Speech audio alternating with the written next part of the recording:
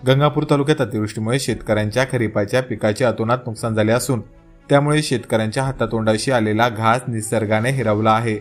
मात्र या नैसर्गिक आपत्तीमुळे शेतकऱ्यांना वाऱ्यावर सोडणार नसून दिवाळीपर्यंत शेतकऱ्यांना सरसकट खरीपाच्या पिकाचे नुकसान झाल्याने शासकीय मदतीचा पहिला हप्ता मिळण्यासाठी मी स्वतः मुख्यमंत्री देवेंद्र फडणवीस यांच्याशी बोललो असून शेतकऱ्यांना नुकसान भरपाई कुठलीही अट न घालता सरसकट मिळेल यासाठी शासन दरबारी पाठपुरावा करणार आहे।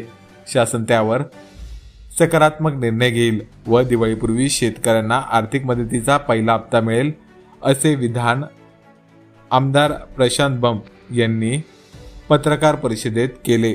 दरम्यान अतिवृष्टीमुळे शिल्लेगाव, गवळी शिवरा, माळीवाडगाव, डोणगाव, गाजगाव यासह संपूर्ण गंगापूर तालुक्यात पावसाचा न भूतो न भविष्य असा हाहाकार झाल्याने अनेक गावातील पिके तर सोडाच परंतु गरिबांची घरेही पडली आहेत।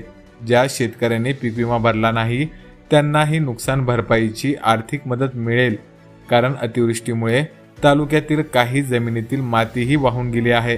त्यामुळे त्या शेतकऱ्यांना पुन्हा उभारी देण्यासाठी मदत करणे गरजेचे आहे। त्यामुळे नजर पंचनामे करून सरसकट नुकसान भरपाई मिळेल त्या संदर्भात मी दररोज तहसीलदार, उपविभागीय अधिकारी यांच्याशी संपर्कात असून नुकसानीची कसून माहिती घेत आहे। त्यामुळे पीक विमा न भरलेल्या शेतकऱ्यांनीही काळजी करू नये, त्यांनाही नक्की मदत मिळेल असे त्यांनी प्रसंगी सांगितले। गवळी शिवरा असो, तोडगाव असो किंवा शिल्लेगाव असो या परिस्थिती या भागामध्ये अतिवृष्टी झालेली आहे, पण त्या ठिकाणी पंचनामे करण्यासाठी आतापर्यंत सुद्धा मंडळ अधिकारी म्हणायचे गेलेले नाहीये। याकडे आपण कसं बघतो? बघा, तुम्ही थोडं प्रॅक्टिकल समजून घ्या। एक तलाठी मंडल अधिकारी म्हणजे 5-6 तलाठ्यांमागे एक मंडल अधिकारी, बरोबर आहे? तुम्हीच सांगा, 8 दिवसापासून 8 घंटे तरी पाऊस नाही असं कधी स्थिती आहे का? अशी स्थिती नाही। दुसरं असं, इतक्या मोठ्या एरियाला जायला वेळ लागतो। तिसरं असं, प्रत्येक ठिकाणी जायलाच पाहिजे असं नाहीये। तहसीलदार स्वतः ड्रोन, जसं मी पत्र दिलं, किंवा नजर पंचनामा आम्ही त्याला म्हणतो, नजरेनं बघितलं की हो सगळं 100% नुकसान झालेलं आहे असाही एक पंचनामा असतो। म्हणून पंचनामा होणार नाही अशी गोष्ट माझ्या मतदारसंघात घडणार नाही। पंचनामा झाला नाही म्हणून कुणाला नुकसान भरपाई झाली नाही असं माझ्या मतदारसंघामध्ये घडणार नाही। बरं, आपण ओला दुष्काळ जाहीर करण्यासाठी काही शासनाला किंवा आपल्या मुख्यमंत्र्यांना सांगणार? बघा, याच्या बाबतीमध्ये ओला दुष्काळ जाहीर करताना केंद्र सरकारचे पण आपल्याला सगळे नियम पाळावे लागतात। शासनाने, सन्माननीय मुख्यमंत्री महोदयांनी केंद्राला कळवून त्या टीम्स वगैरे जे काही पाचारण करत असतात त्या बघण्यासाठीच्या वगैरे त्या पण सांगितलेल्या आहेत। NDRF असेल किंवा इतर टीम्स असतील त्या सगळ्या बघतील आणि मला नाही वाटत काही प्रॉब्लेम होईल। म्हणून ओला दुष्काळ किंवा ओला दुष्काळाच्या ज्या मदती दिल्या पाहिजे ते शासन नक्की देईल।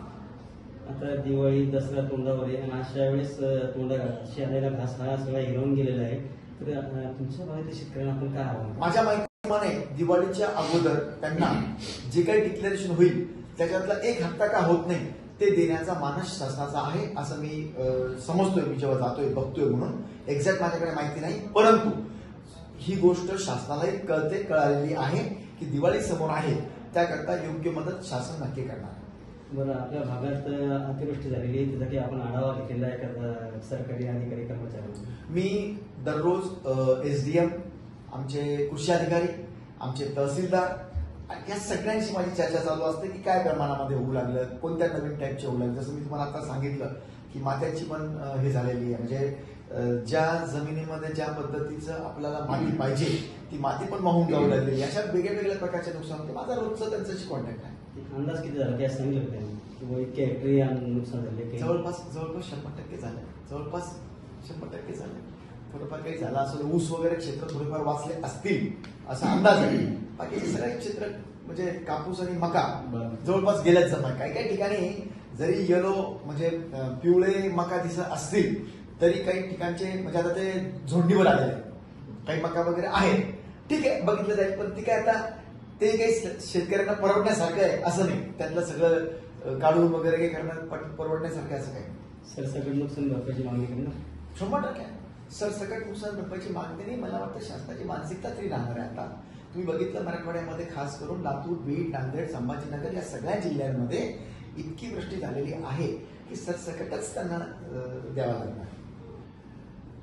यावेळेसचा पाऊस जो झालेला आहे तो अभूतपूर्व पाऊस आहे. म्हणजे जास्तीचा पाऊस अगोदर झाला नाही असं कधी झालेलं आहे. तसंही या वेळेला सुरुवातीला 106 ते 7% पाऊस होईल असा अंदाज वर्तवण्यातही आला होता. आणि त्याप्रमाणे म्हणजे कसं आहे की शासनाकडच्या ज्या काही योजना त्यावेळेला करू शकतो, मिटिंग्स घेतल्या, सन्माननीय मुख्यमंत्री महोदयांनी यशवंतराव चव्हाण मिटिंग हॉलमध्ये मिटिंग घेतली वगैरे वगैरे, तो अंदाज करून जे शासन करू शकतो त्यावेळेला केलं. झालं असं आतापर्यंत जवळपास 130% पाऊस पडलाय हा. आणि पावसाचा जो वेग आहे तो इतका प्रचंड आहे की त्याच्यामुळे पिकांचं नुकसान तर सोडा, पिकांचं तर नुकसान 100% झालं. मी तर माझं मत आहे पंचनाम्याची गरजच नाही. ज्याला आपण आयसाईट डोळ्यांनी दिसणाऱ्या गोष्टी आहेत त्या ताबडतोब ड्रोनने त्यांनी घेतलं, तसं मी पत्रही दिले, त्या टाईपमध्ये नुकसान झालेलं. पण विशेष आणि पुढचं नुकसान असं झालंय शेतकऱ्यांचं की बरीच चांगली माती सुद्धा वाहून गेली आहे बऱ्याच शेतांची.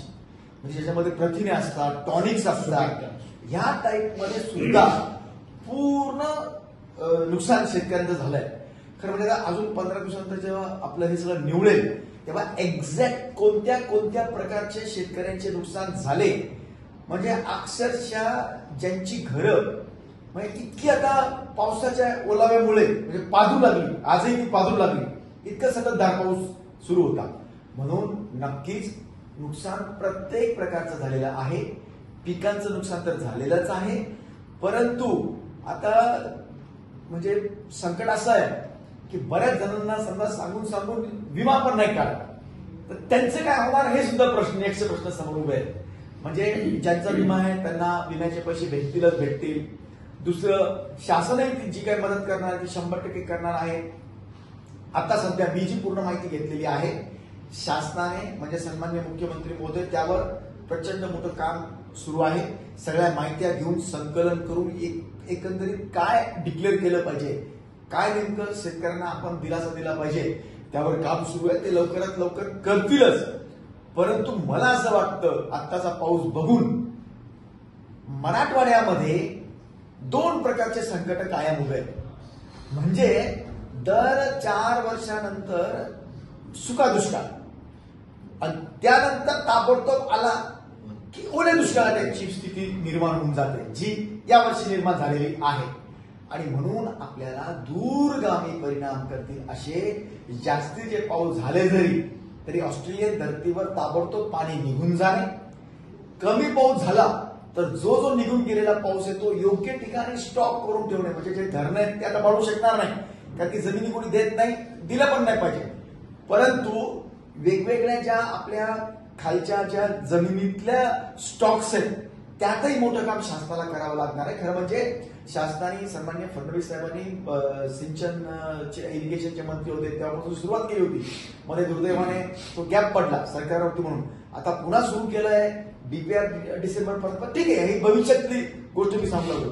पण आता नक्कीच सर्व शेतकरी मित्रांना मी आश्वासित करू इच्छितो की आम्ही सर्व पत्रव्यवहार मी शासनाकडे जाऊनही आलो.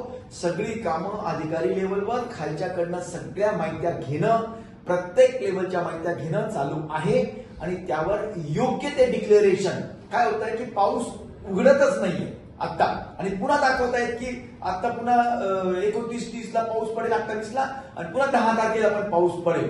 तर थोडस आपल्याला इतका मोठा जेव्हा हे असतं करोडो एकर जमीन तर त्याची सगळी माहिती घेऊन डिक्लेअर केलेलं कधी बरं असतं.